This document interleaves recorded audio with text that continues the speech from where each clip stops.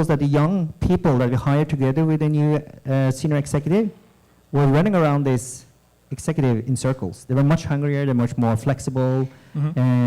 So that's why we tried something completely different. So we went to the UK again, hired 5 really, really top talent, straight out of school, straight out of the university.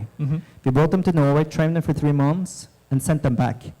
And then things just completely took off. And you let them run with it, and they did it Exactly, themselves. exactly. Okay. So since then, all the 50 offices that we sent... 50 offices, yeah, just so 50 clear. offices globally. Wow, okay. And all those offices have been then basically built by people that had no working experience or very limited work experience. They come straight out of school, and but they were local.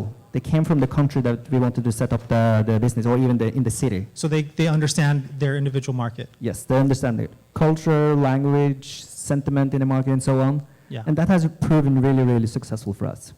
So it's almost like you're setting up a mini startup in each country or market you're going to. Yes, actually, to a large extent it really is, because it's very, very entrepreneurial in that sense. So you're a team, a handful of people that's basically going to build a business. We provide them with the funding, we provide them with the technical support and so on, but it's up to them to figure it out. Okay, great. And then coming to the US, how were you able to do that? Yeah, so expanding to the US was one of the most important things that we did in terms of expansion. So we were very humble coming to the US. So you hear about European companies doing really well in Europe, but when they come to the US, they get their ass kicked. The most competitive market in the world, right? We call it the mother of all markets. Yeah. So we were very humble. So the way we did it was that we were 4 people, we made a pact. We decided if we're going to do this, we need to do it with conviction. So we sold everything we owned in Norway. This is all the top management of the company. Yeah, it actually was management team of the company. It's 4 people, 4 out of 5 managers. Wow. Okay, so it's not just sending the sales guy out. This is your top. Yeah. So top. this time we took the management team over, and we landed here in Silicon Valley. We were completely clueless. We landed here driving up 101. We couldn't find Silicon Valley. Because in our naivety, we thought that Silicon Valley was high-rise building, really modern, really high-tech, and all we found was sleepy suburbs. So once we figured out exactly what Silicon Valley was, then we decided to find an office. We found an office in the middle of Silicon Valley in Mountain View. Okay. So who helped you figure things? Who told you where Google was, or who showed you around? We Googled it. Yeah, no, so we were pretty clueless, but we found some people. This was 2005? This was 2005. Okay. So we got up and running in 2006, spring of 2006. But we were pretty clueless, to be honest. Then we came in suits and tie, you know. We were standing out like a sore thumb initially. But you kind of figured it out and tried things out and figured it out as you went along. Yeah, exactly. So I remember the first recruitment session we had. We tried to find somebody, and we interviewed 20 people, and none of them that worked out. I mean, none of them they wanted to bring on board. So we looked into the wrong places to hire people. There are lots and lots of learning. Yeah. Okay. Well, I mean, now you're at you said 150 million now in revenue. Okay. I mean, what would you advise for a lot of these startups who are here today if they want to come to break into the U.S. market or another market where they're not from? So I think different companies probably have very different, things that need to do in order to succeed here in the U.S. But I think one thing that is very, very attractive in the U.S., which I think is just phenomenal, is that selling something in the US is to a large extent based on value proposition. So Americans are very pragmatic. If it makes sense, if you come with something that is better, faster, cheaper, they're open. And then they test you out. And that's not necessarily so in other countries. So if you come with something that is better, faster, cheaper, they're still a little skeptical. If there's cultural habits that they don't want to change. Maybe there's even a trust issue. They want to know you, they want to see you in the neighborhood the longer period before they're willing to change. But Americans are very pragmatic and very rational in their buying patterns. And I think that's phenomenal. Yeah. I mean, one thing I was wondering is that the tough thing about what you're doing is not just you're launching a consumer app or a consumer website, you're actually beating down the doors of these big companies Right. and selling through to them. Like, how are you able to get into these big, Fortune 500 companies and make the sale? Working really hard at it. I don't think Just one by one, sort of yeah, increasing one by one? yeah, one at a time. Yeah. A lot of door knocking and rejections. Mm-hmm. Yeah. Okay. Great. Wanted to talk a little bit more about your company, but you also have started this really interesting foundation in Africa and school and incubator there. Can you talk about how that came about and what you're doing there? Right. Originally, What's it called? Sorry, what's it? Yeah, it's called Meltwater Entrepreneur School of Technology. Okay. So it's based in Ghana. It was started in 2008, and it's really a way to take our core expertise. So Meltwater is a software company, and we put enormous amount of effort in training and nurturing talent. Yeah. We hire a lot of young people, train them really put a lot of effort into training them. So, and that's really what we apply then in non-profit context. So the school started in 2008. We bring on board really top local university graduates. Mm-hmm. They go through very rigorous selection process and aptitude test and really selective. It's around 1,000 applicants that is boiled down to 20 to 25 every year. Wow, so just 25 students per year in the school. Yes, so it's a very concentrated program. Yeah. It's a 2-year program. And during those 2 years, you're really taught how to program because they're university graduates, but they could come from everything from food science to English, literature to whatever major. And why did you do that as opposed to just bringing in programmers? Yeah, so we had a lot of philosophies around that, or discussions. And partly the notion of talent. Talent doesn't necessarily sit in a certain specific major. In a way, maybe would have made it easier for us if we only picked computer science people. Yeah. But I also like in the diversity, because different majors bring in different perspectives and different business ideas and business opportunities. Mm-hmm. So the first year we had a 50-50 of computer science and non-computer science people, or non-engineering people, I would say. That was a good mix, but then next year we tried more on tech and engineering heavy. Yeah. And it became very different dynamic in the group. So we moved back to 50-50 engineering/science plus completely unrelated. And we think that's been really valuable because, we want to build successful software entrepreneurs. That's the school. It's a school that's a 2-year program. We teach them how to program. We teach them how to write business plan and pitch their business ideas. And what we want to create are software entrepreneurs. And one of the arguments is that the best software entrepreneur could be the worst coder. Mm-hmm. So it doesn't mean that just because you hire people from computer science that you have the basis for good entrepreneurs. Right. So that's why we just looked at talent. So the people come in the door, we look at their innate personal qualifications. So that's really the starting point. How do you select people? How do you determine their sort of entrepreneurial aptitude? Yeah, so that's challenging. So we have them go through different exercises and workshops and so on, and it's just trying to see if there are any evidence of entrepreneurial background and acumen historically. Mm-hmm. Okay, who's shown their most interest in entrepreneurial activities and things like that? Okay, great. And you talked about that in terms of translating some of the skills and knowledge you have as a company to this sort of nonprofit context and sort of development. It's sort of the interesting to me is it's a different kind of development. It's like, as opposed to just donating money, you're actually sort of trying to build the economy. Right. So the overall objective and vision for this school is to create wealth and jobs locally. So the school itself, we train people that want to become software entrepreneurs. So we train them for 2 years. At the end of the 2-year program, there's a 10-minute investment pitch. And if they do a good pitch, we give them funding. And that's based on, pure commercial consideration. Do we believe enough in the idea? Mm-hmm. And if they do get funding, they typically get an average $100,000 in funding, which gives them probably like an 18-month runway.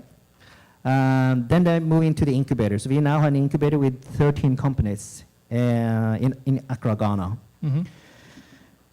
And we are really trying to do everything we can to make these startups successful. So we have a team here in San Francisco to help bridge relationship with the whole Silicon Valley ecosystem. Mm-hmm. But our role overall objective is not only to create successful entrepreneurs, but mostly we want to create role models. So, for example, if you were able to get a $10 million exit, which is a very modest exit in terms of IT and software, Yeah. $10 million is still a lot of money. All over the world, $10 million is a lot of money. But imagine how much that is in Ghana for a couple of kids out of the local university there. Yeah. Overnight, they will be instant rock stars. They will be in front of newspapers, they will be on TV shows, they will be everywhere. And all the kids in Ghana, they will look at these guys and look, wow, these guys did that. Mm-hmm. They came from Ghana like us, went to the same high school maybe. If they can do it, maybe we can. And hopefully they can also be role models, not only for Ghana, but for countries all over Africa. And Africa is a population of 1 billion people. So we can contribute to inspire and the upcoming generation of 1 billion people, soon to be 2 billion. In 2040, it's predicted to be 2 billion people in Africa. That's a staggering growth in itself. Yeah. But if we can contribute to inspire that upcoming generation, and also to empower them, because, a computer costs a couple of $100. And after that, it's entirely up to your own drive, conviction, and creativity. And if we can inspire the upcoming generation of 1 billion people, and they see the opportunity within software, see the opportunity applying their intellectual aptitude into building software that can, both for the African market and international market, Mm-hmm. then hopefully we can contribute to build a vibrant software industry across the African continent. Yeah.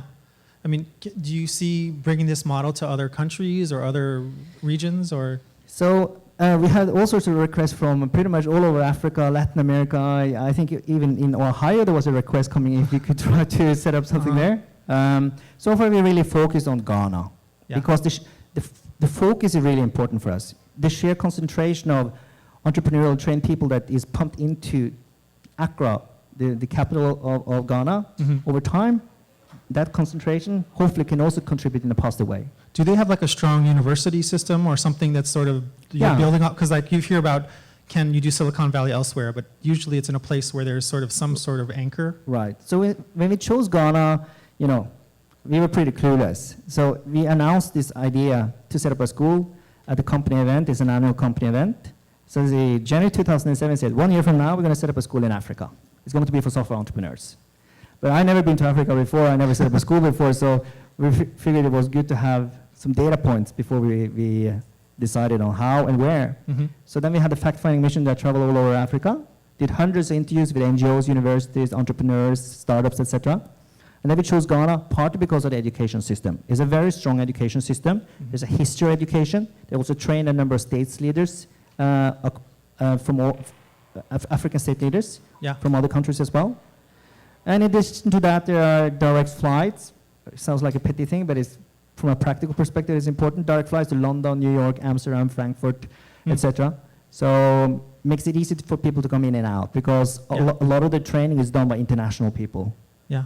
And guest lecturers, entrepreneurs, Silicon Valley investors, entrepreneurs, CEOs has been there. So and lately, Bono was there 2 weeks ago. Wow.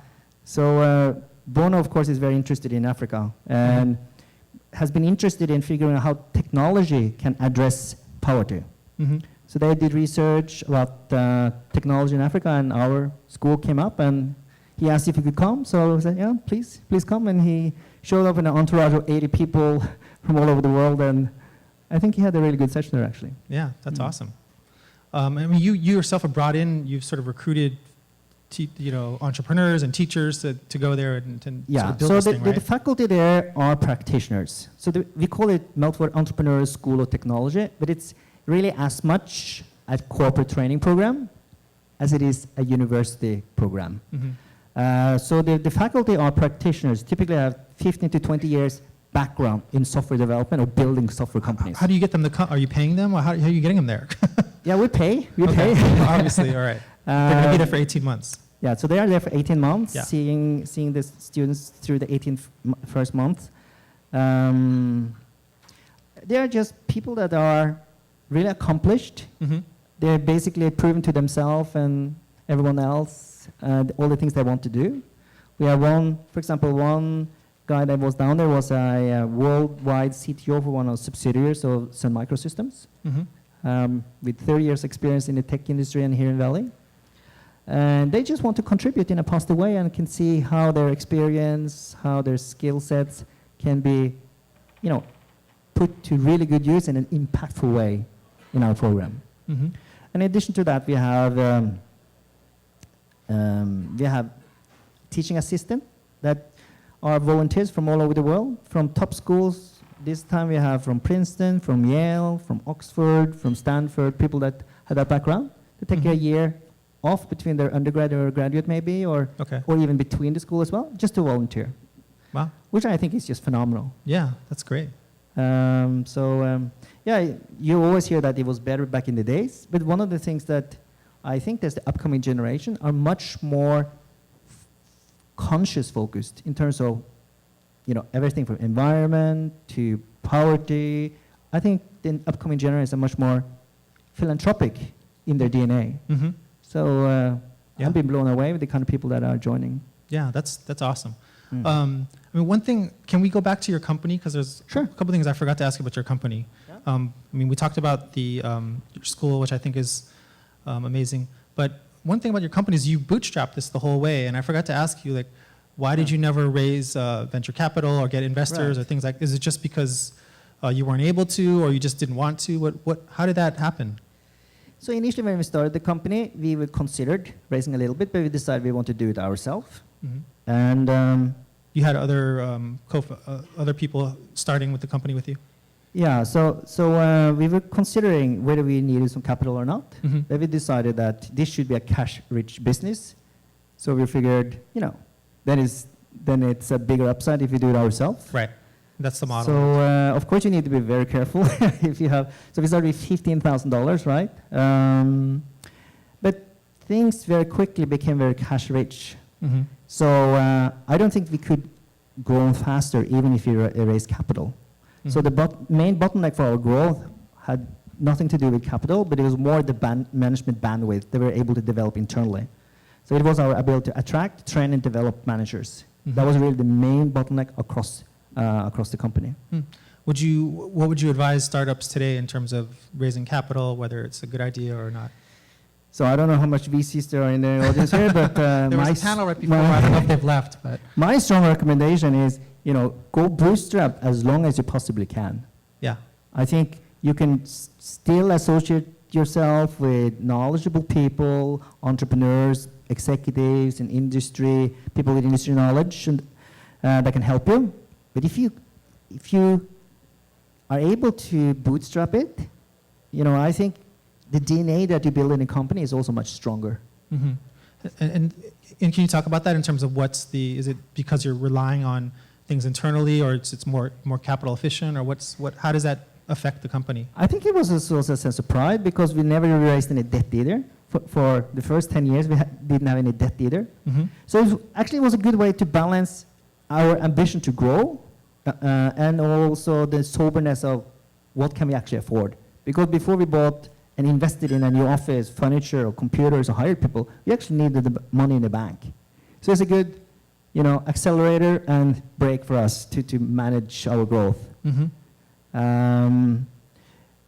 So I think also everyone was also very cost conscious because you knew that there were no external money, so everyone were really focusing on how to spend their money.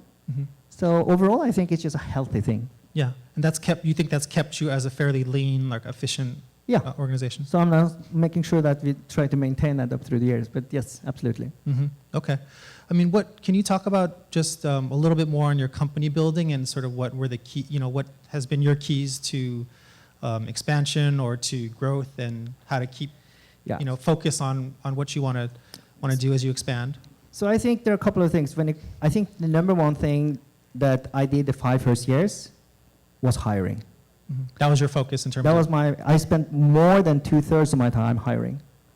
So the 5 first years of the company, I oversaw the hiring of every person. So there was somebody in my management team that did the back-of-the-envelope calculation. I met more than 3,000 people during the 5 first years of the company in interviews, face-to-face. Wow. I think Google, if I recall correctly, I don't know if they still do, but up until a certain point, the CEO had to sign off on every right. Yeah. hire. Yeah. I think that's super critical, and bringing the right talent. And the reason why I focus so much on investment or in hiring during the 5 first years was that I knew that those people that was brought on board at that time, they will be the future executives and key people within the company in the next years and the years to come. And they in turn will hire their own people. Right. Usually they bring their friends or their colleagues. And Exactly. Yeah. So the people we brought on board the first 5 years of the company was really critical in terms of set this tone, the culture, the standards, and the whole philosophy. So I think the strength of the company today and the consistent culture across the company was really based on the people we hired back in the days. And how do you decide, what do you look for, or how do you decide this is the person we need to hire? So we actually have 6 specific criteria that we rate every interview based on. So everything from future potential to take on bigger responsibility, that's the number 1 criteria. What's the number 1? Potential to take bigger roles. So we hire a person, but we don't hire the person to fill a particular role. We hire a person to fill a role 2 years or 5 years down the road. So even if they're entry level, you see, can I see this person as a manager? Or yes. So senior person. An entry level person, for example, the question we ask ourselves is, do we see this person go to Canada to set up an office and oversee that expansion in 2 years? If you think that should be possible, then we hire. If you think, no, that's not going to happen, then we don't hire the person. So it's for future and bigger roles than the role that they join day one. So that's pretty forward thinking in terms of how you think about the hiring and the process. Yeah. So that's one thing, is the management potential, drive, stamina, team player, communication skill, humor, personality and humor, those kind of things. Yeah. But I guess the one thing that I figured out over the years that was maybe kind of baked into all of this was really how positive they were. So, and positive is much more, I come to a conclusion that much more than the first say, oh, this is a nice and positive person. Because if you see the world through a positive lens versus a negative lens, it dramatically changes your thinking, your decision making, how you invest, which people you hire, etc. I think a positive mindset, when negative mindset is really probably one of the most determining factor that determines people's life trajectory. So it's not about skills, aptitude, intelligence, just whether you're a positive or negative person. Actually, it determines where you end up in life. Yeah. Wow. This talk has really touched my heart, and we want to hear you again in Korea if you have a chance to join us. Yeah, no, this is a really amazing story. But we are pressed. We are already over time, time. and so let's thank our guests here, and we look forward to hearing more of this story. We even had some pictures that we didn't have time to share, but we'll make sure to have a way of sharing those. Thank you. Thanks again one more time.